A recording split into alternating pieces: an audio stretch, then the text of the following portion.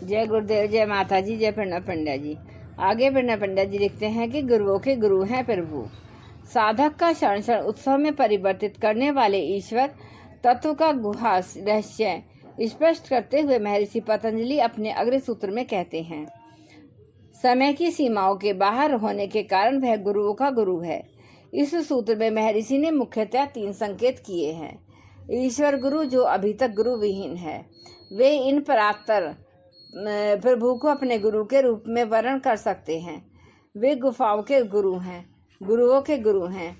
अभी तक संपूर्ण दृष्टि में जितने भी सदगुरु हुए हैं, ईश्वर उन सभी के गुरु हैं, क्योंकि सभी सदगुरु ईश्वर से ही उपजते हैं, ईश्वर में ही वास करते हैं, उन्हें परम प्रभु में विलीन हो जाते हैं।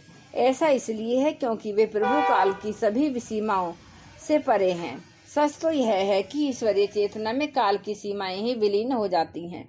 ये 3 बातें आध्यात्मिक जगत के 3 रत्न हैं। जो इनके रहस्य को जान जाता है वह योग के सत्य को पा लेता है।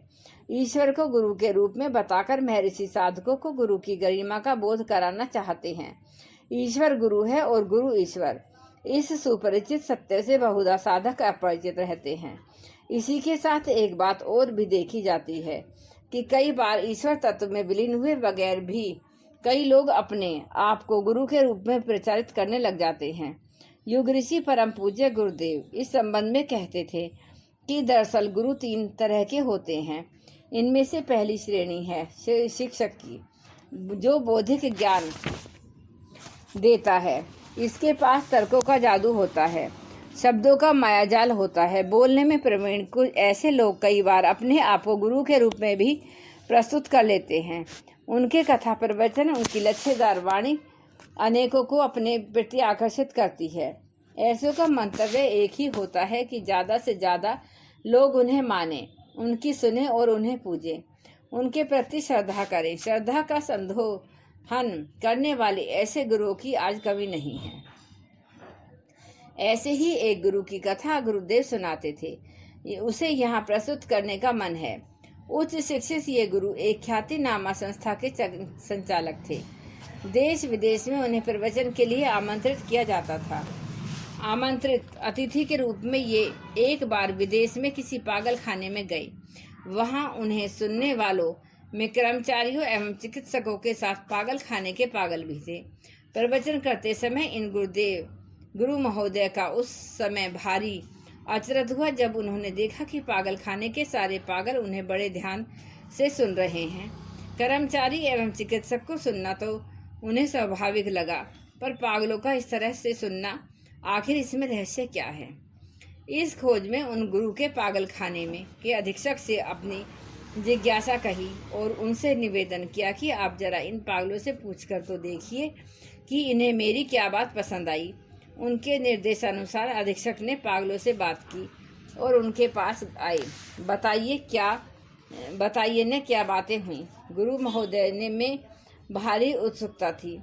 अधीक्षक ने बड़ा हिचकिचाते हुए बोला, महोदय आप मुझे क्षमा करें, ये सभी पागल यह कह रहे थे कि ये प्रवचन करने वाले तो बिल्कुल हम लोगों जैसे हैं। फर्क सिर्फ इतना है कि हम लोग यहाँ भीतर हैं और ये बाहर घूम रहे हैं। गुरुदेव ने इस हास्य कथा को सुनाते हुए कहा कि आज के दौर में ज़्यादातर गुरुओं का यही स्थिति है। दूसरी श्रेणी के गुरु वे होते हैं जिन्हें भगवान अपने प्रतिनिधि के रूप में नियुक्त करता है। इस श्रेणी में रमण, महर्षि श्री अरविंद, संत गुरुजीएफ आदि महापुरुष आते हैं। स्वयं गुरुदेव की चर्चा भी इस कोटि में की जा सकती है। ये सब ईश्वरीय चेतना में निवास करते हैं। श्री रामकृष्ण परमहंस के शब्दों में इनका शरीर भगवान का घर होता है। भगवान ही इनके शरीर के माध्यम से कार्य करता है। तीसरी श्रेणी में ईश्वर स्वयं गुरु होते हैं। अपनी देह विसर्जित करने के ब्राह्मी चेतना में विलीन महापुरुष भी इस कोटि में जा पहुँचते हैं। यह स्थिति सभी कालों से परे होती है, क्योंकि ब्राह्मी चेतना की परम भाव दशा में काल का अस्तित्व लोप होता है। ईश्वर इसी परम भाव दशा का नाम है। जिन साधकों ने उन्हें इस रूप में जान लिया, वे भी उस स्थिति में जा पहुँचते हैं। अपने गुरु को ईश्वर के रूप में जानकर भी यह स्थिति पाई जा सकती है। वस्तुतः तब प्रयास सत्य है स्फुरित होने लगते हैं। जय गुरुदेव, जय गायत्री माता।